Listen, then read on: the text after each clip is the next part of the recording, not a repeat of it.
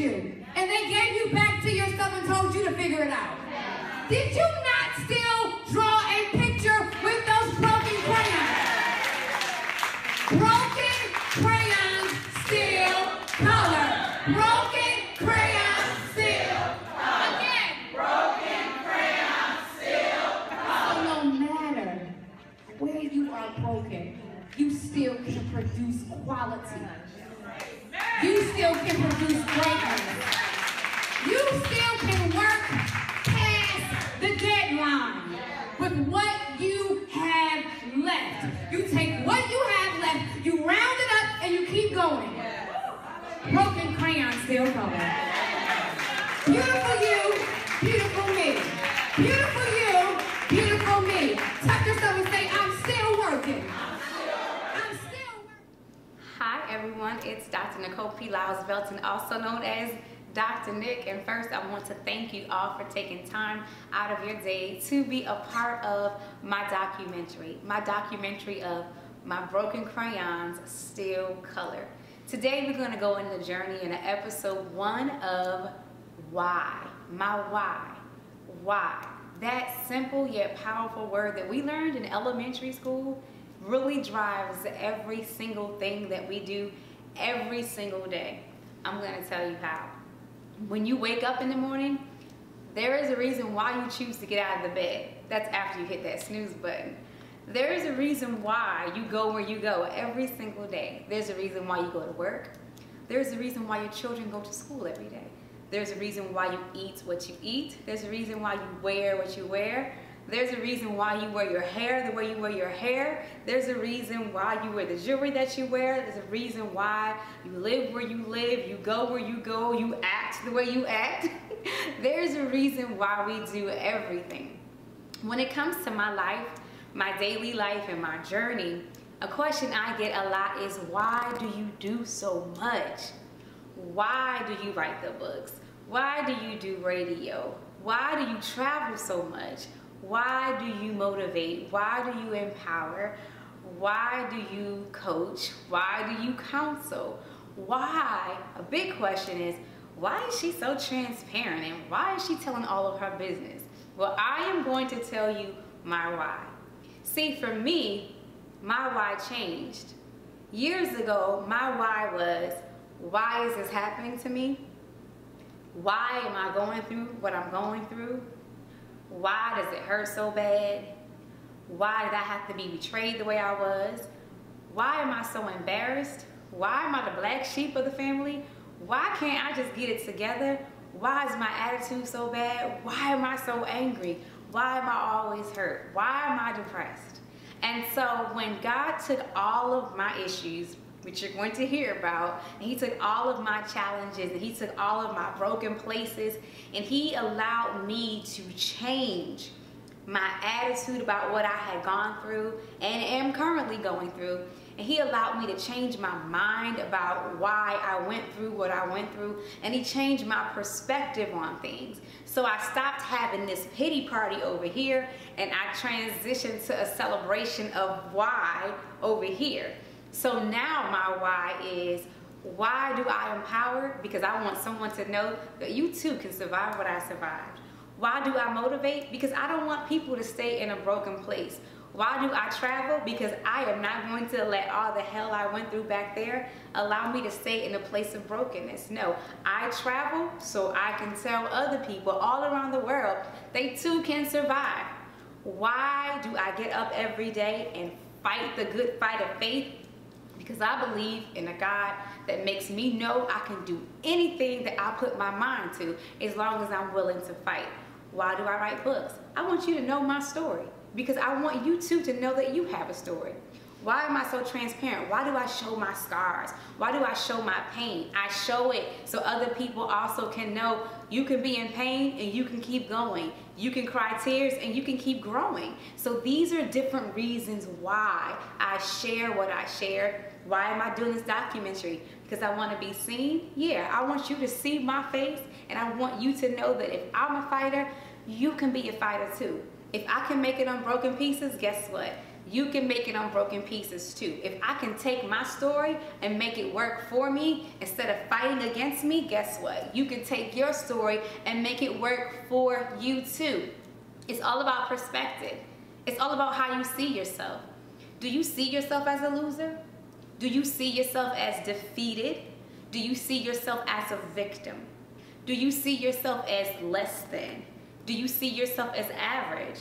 Do you see yourself as stuck? Do you see yourself as always being on that same merry-go-round for the rest of your life? If that's how you see yourself, then that's where you're going to stay. Before I went to sleep, I knew I was coming to see a room full of beautiful young ladies today. And my goal was to empower somebody to understand that you can make it.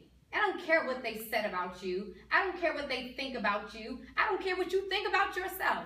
You can make it, but you've got to want to make it. No one's going to baby us. We're past being baby. The only one being babied in here is the baby that's in here. No one is going to baby you. No one's going to take you by your hand and say, come on, now let's live life. Now let's be happy. Let's get this money. No one's going to do that for you. No one's going to say, let's go find your family. Let's have some stability. Let's be happy again. You know who's going to take you by your hand? You are. You're going to take yourself by your hand. But there are some of you who are watching this documentary right now that says, yes, I do see myself as broken, but I don't want to stay broken. There are some of you who are watching this documentary right now and you're saying, yes, I do see myself as defeated, but I'm not going to stay defeated. I do see myself as broken, but I'm not going to stay broken. I do see myself on this merry-go-round, but I'm not going to stay on this merry-go-round. I'm going to get off the merry-go-round. And I am here for all of you who decide I'm not going to stay where I am. We are now in a brand new year, 2018. We are here. My question to you is, what are you going to do with your blessing? I hope that through this documentary, something that you see and something that you feel will allow you to know that you too can make your broken crayons work for you. I'm Dr. Nick. I have not always been Dr. Nick. I was just a little old girl, Nikki Pearl Daddy's girl, hiding in the shadow of being a pastor's daughter, hiding in the shadow of just being the only girl in the family, or hiding in the shadow of being short or not fitting in or not feeling like I was good enough. But I had to fight my way up to the top, and I fought my way up to the top, not because someone decided to put me on, not because someone decided that they would make me great. No, I was able to be put on through pain. I was able to be put on through broken places. And I was able to be put on because I did not allow my broken places and my broken pieces to define me. So when it comes to your why, you got to know why you do what you do. And guess what? I will never tell you that it's easy. I will never tell you that, you know, it's never going to hurt. I'm not going to even say that you'll never cry again. I'm not going to even say that I will never go through a broken place again in my life, because I just might. But now I know what to do when I get there. One thing my daddy told me a long time ago when I was going through a broken place, he said this to me. He said, God knows that you're hurting, and God knows that you're in a broken place, but God does not want you to pack up and move there. You know, when you pack up and move somewhere, you move there because you choose to stay there. You move into a new neighborhood because that's where you want to live. You move into a new apartment because that's where you want to live. You move to a new city, a new state, because that's where you want to live. But when it comes to a broken place, we are not supposed to pack up and move there and stay there. We're supposed to be there for a moment and do what we need to do to go from brokenness to being healed and making it on our broken pieces. Thus, my broken crayons still color. Now through here, you're going to hear some things about my story. You're going to see some things about my story that may shock you, that make you clutch your pearls, that may make you say, I would have never shared that. But guess what? When God delivers you from embarrassment and guilt and feeling sorry for yourself, and here's the big one, when God delivers you from opinions of people, you can do anything. When you get over wondering what other people have to say about you, then you will make it. Because I realized in the lowest places of my life, the people who I really wanted to accept me, they were not there to take me out of my broken place. They knew I was hurting. They knew I was going through the divorce. They knew I was being talked about. They knew I was depressed. They knew I was broken. And they sat back and they watched. So I thought to myself, Why do I need to try to allow other people to accept me when they weren't there when I was broken? They weren't there to wipe my tears. They didn't come knocking on my door to ask me to go out. So now that I am in the place where I am, I'm over people's opinions. One thing I learned is, whether you do right, people are gonna talk. Whether you do wrong, they're gonna talk too. So you might as well just allow yourself to be great. When you know your why, nothing can stop you. And here's a tip. When you really know your why, nothing can stop you, not even you. Not the negative thoughts, not the stinking thinking, not the I don't want to try, not that I'm going to give up. Now, I'm going to tell you one thing. I will never say that I don't have days when I just don't want to fight. But let me tell you something. Those thoughts don't last long because I remember my story. I remember my why. I remember why I must get back up again. I remember my broken place. I remember when I tried to commit suicide. I know that night. I know the steps I took. I knew the plan that I made. And I also know how God delivered me from that and said, you shall not die, but you shall live. And now that I am living, I am explaining my why to you so that you can accept and you can embrace your own why. Because when you know your why, then you will be able to go from glory to glory, and you will be able to go from level to level to level, and you will stop accepting less than in your life. You'll stop the pity party. You'll stop talking about people. You'll stop wasting time. You will start going after your goals and your dreams. We're at the beginning of the year now, and I'm sure you're saying things like, this is going to be my year. This year is going to be lit. I'm sure you're saying all those things, right? This year, I'm going to make it happen. I'm going to write that book. I'm going to get in the studio. I am going to open my business. I'm going to get in the gym. I'm going to lose 25 pounds. My kids going to act right. I'm going to get my family back together. I'm going to work on my attitude. I'm going to fix my credit.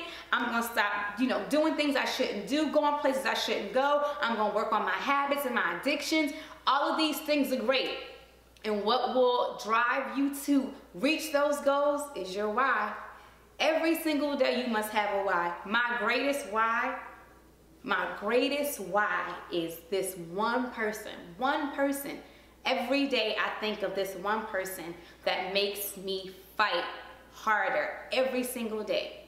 I was doing a radio interview and someone asked me this question. The person asked me this question and they said, who is your greatest motivation? Who motivates you the most to be your greatest self and to go after your dreams and fight for what you want? This person that I'm getting ready to tell you, who is my greatest motivation, my greatest motivator, and my why, is me. I am my greatest motivation. I am my greatest motivator, and I am my why. I am who I fight for. Might sound selfish, but when I explain this to you, you'll get it. If I don't fight for me, I can't fight for you. If I don't make sure I'm whole, I can't make sure the people who I am around are getting better. If I'm fighting for everyone else and I'm pouring out all of me, then when it's time for me to be poured into, then I am an empty pitcher. I am an empty vessel because I have nothing left for me. With all of my goals and all of my responsibilities and all of my titles, being a youth pastor, being an administrator at my church as well, being a special needs teacher, and everything else that I do, if I am not right, if I am not whole, if I am a mess, simply put, then I can't help anyone else. So when it comes to your why, moms and dads, sisters and brothers, aunts and uncles, grandmoms, pop-pops, whoever you are, you have to make sure that you're at least at the top of the list when it comes to your why. Maybe you may not be number one on your why list, but you need to be as close as possible to the top, because if you are willing to be motivated by everyone else's story and not your own, you're going to find that you are not working to your greatest potential. And I promise myself that on my deathbed, whenever that may come, I don't want to be there, lying there with a mouth full of shoulda, woulda, coulda. Because I gave everyone else me and I left nothing left for myself, or I allowed my broken places to keep me stuck. I'm praying for you and we're laying hands and we're laying prostrate and we're over somebody else's life. Then we walk back home, we cry all the way home, and we're broken all the way home, and we don't know what to do with ourselves, and we walk back in church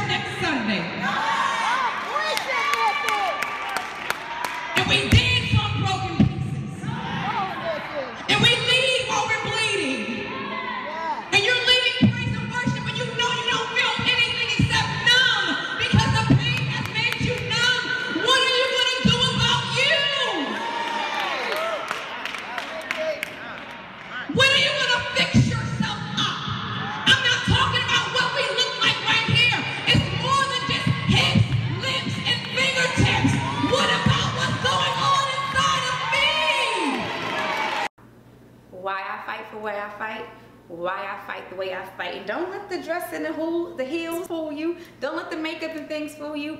This fight is not pretty. It looks nice in front of the camera, but there are some days when it is ugly. There are some days, figuratively speaking, when I am climbing up the rough side of the mountain and I get dirt in my nails and I get my face scraped up and I get ugly, I get my clothes ripped and things of that nature, and I'm sweating and I'm crying and I'm screaming on the rough side of the mountain. But once I get to the top of the mountain, I understand that on that rough side of the mountain, there were some things I learned about me. On that rough side of the mountain, I found my strength. On that rough side of the mountain, I developed a greater relationship with God and myself. So don't discount the rough side of the mountain, because on that mountain, you also find your why. Why do you have to climb to the top? There's some people you look at and say, but they don't have to go through what I went through. How come they don't go through? Why don't they go through? Why don't they cry? Why does it seem like they have everything handed to them? We don't know what they go through behind closed doors. We all represent and present to each other what we want each other to see. I tell you my story, but you don't know all of it. And you know what I want you to know. The same way when we look on social media, we see what other people want us to know. So get your eyes off of them, get that tunnel vision right, and focus on you and your own why. And I promise you, if you work on your why and you get in touch with your why and you accept your why and you become one with your why, you will be unstoppable, just like me. This is Dr. Nick. Welcome to my documentary of My Broken Crayons Still Color. Thank you.